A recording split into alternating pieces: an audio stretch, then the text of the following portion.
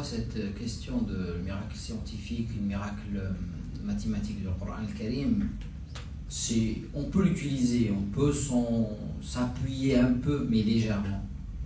Hein, c'est léger. C'est beaucoup parce que c'est pas ça qui fait que le Coran est la parole de Dieu. C'est pas ça. Le Coran, c'est la parole de Dieu parce que le contenu du Coran, vous allez le voir, le contenu du Coran, il est tellement magnifique pour ceux qui le lisent. Pour moi, tout ça, c'est bien de faire des recherches comme ça. Problème des recherches comme ça, vous savez, le premier qui a étudié, ça c'est une information importante à connaître, le miracle mathématique, le chiffre 19, hein, le premier qui a étudié cette question qu'il a découverte, il s'appelle Rachid Khalifa, c'est un Indien. Il a écrit un très bon livre, un livre comme ça, je l'avais vu un jour. Et vous savez, à la fin de ce livre, qu'est-ce qu'il dit? Rachid Khalifa, le livre, je ne sais pas, le miracle mathématique du Coran. Le problème, c'est qu'à la fin de ce livre-là, qu'est-ce qu'il écrit? D'après moi, la fin du monde sera en 2048. Et pourquoi? Regardez comment Dieu dit Yawm al-Qiyamah, vous voyez, c'est-à-dire que la déviation de ce type de choses-là peut être rapidement. On sait qu'il y a Yawm al-Qiyamah, que Dieu qui le sait. Et que celui qui dit le contraire, il est en train de. Même le prophète sallallahu alayhi wa sallam. Mais lui il dit pour moi, voilà, Allah a caché, mais il ne l'a pas tout à fait caché, il l'a un peu montré un peu dans le Coran, mais il n'y a que les gens doués d'intelligence qui peuvent le savoir. Oui, c'est le prophète, avant il n'était pas scientifique, il ne le sait pas, mais moi je découvert, et il a fini son livre par ça.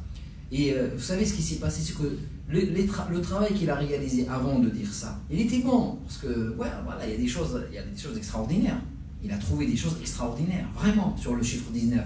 Si vous comptez Bismillahir-Rahmanir-Rahim, vous avez 19 lettres. D'accord?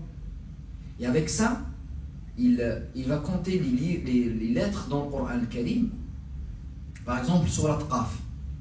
Surat Qaf. Elle commence par Qaf, wa al-Qur'ani lidh-dhikr. Et après, si vous comptez le nombre de Qaf dans cette sourate, vous allez trouver 57 Qaf. 57. 57, c'est un multiple de 19, n'est-ce pas? C'est un multiple de 19. Il est multiplié par. On peut le voir. Et ce qui est le plus étonnant dans tout ça, c'est que dans Surat Qaf, dans tout le Coran al-Karim, quand Allah parle de l'autre, il parle de Qawmi l'autre. Qawmi l'autre. Toujours. Qawmi l'autre. Toujours.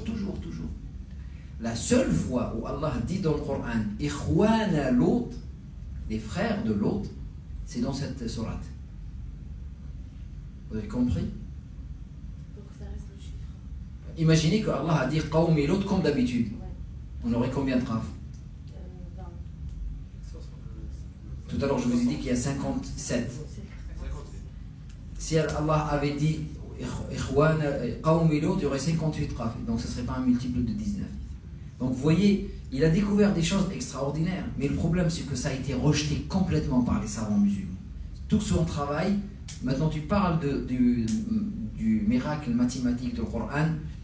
Les savants musulmans sont tellement réticents par rapport à ça, parce que, voilà, quelqu'un qui découvre des choses, mais après, on peut dévier, on peut se croire meilleur que les autres, et on peut.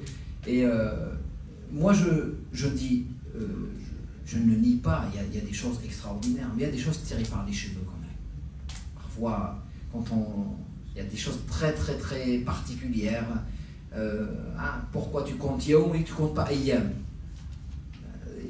Il y a des choses, on peut parfois, moi je trouve, moi personnellement je trouve que c'est forcé. On force les choses pour rentrer dans le cadre. On essaye de faire, pour dire, moi en tant que musulman, c'est pas ça qui va me convaincre que le Coran est la parole de Dieu. Et les musulmans à travers l'histoire n'ont pas eu ça. C'est pas parce que. C'est vrai que parfois, il y a certaines choses sur lesquelles on peut se baser, mais par contre, il ne faut pas que ça soit pour nous. Imaginez qu'un jour, on découvre qu'il y a quelqu'un qui a fait des théories scientifiques et qu'on découvre, le Coran le dit déjà. Parce qu'on a toujours l'habitude, dans les musulmans, dès qu'il y a une découverte scientifique, elle existe déjà dans le Coran. Elle existe dans le Coran. Venons attendre. Le Coran, c'est pas un livre scientifique. Le Coran, c'est un livre de foi. D'accord? Essentiellement. C'est pas tout existe dans le Coran. Non, il y a des choses que le Coran ne s'adresse pas. C'est pas un livre scientifique. Donc, imaginez qu'on appuie une théorie scientifique et on dit, voilà, elle existe dans le Coran. Et que dans quelques années, cette théorie change. Ah bon, qu'est-ce qu'on va dire? On a l'air un peu bête, hein? Donc on va faire quoi? Donc, moi, je suis un peu réticent par rapport à cette... Allah subhanahu wa ta'ala s'adresse à l'homme.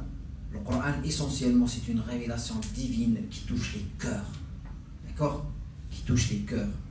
Peut-être, il y a des choses qu'Allah a cachées dans le Coran al-Karim pour nous montrer un peu ça, un miracle.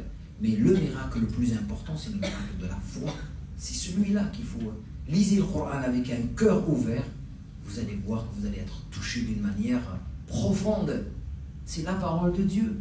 Et les Arabes, vous savez, avant, quand le prophète récitait, ils disaient à leurs enfants, mettez vos mains sur vos oreilles. Parce que si vous l'écoutez, il risque de vous perturber. Hein?